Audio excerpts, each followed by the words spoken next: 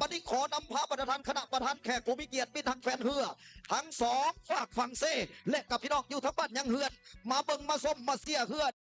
ทั้งสองฝากฝั่งเซและกับพี่น้องอยู่ทั้งบ้านยังเฮือนเอาดาวังสาราจำปาเบื้องฟังปากเสหลวงพ่อหลวงปู่สวยเบื้องฟังท่าหิน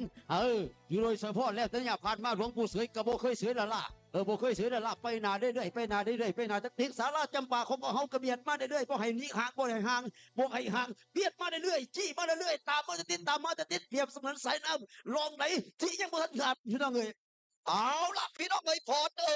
ยพรเอ้ยพรเอ้ยพรหลวงปู่เสยเอาแล้วเว้ยอยู่เสยบ่ได้แล้วนะตอนนี้เวลานี่เวลาแห่งความระทึกใจเวลาแห่งความเป็นเงินเป็นทองเอาแล้วเว้ยตายเป็นตายชีวิตยังเป็นพ่อพี่น้องทั้งสองลำตอนนี้ยังสูสีกุ๊กกี้กันอยู่บ่ว่าจะเป็นทางด้านศาลาจำปาโง่ปินหรือในนามของท่านพรปู่เสยบ่ยังไปดีห่างสูสีกุ๊กกี้กันเข้ามาแล้วจ้าเด้อ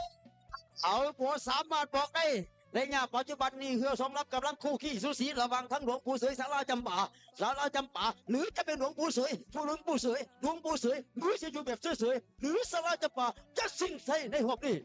เอาช่วงเหงาสาวหลับกันนะพี่น้องไปในหัวกระสังไปในไทยกระสังเคาะกันแล้วปูถีกุ๊กกี้กันแล้วเป็นศาลาจำปาง้อปินตอนนี้หนีออกมาได้อยู่ในนึกแต่ว่าพรหลวงปู่เสยพระจันทร์ไหน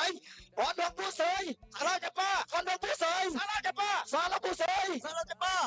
เส้นชัยมีหอด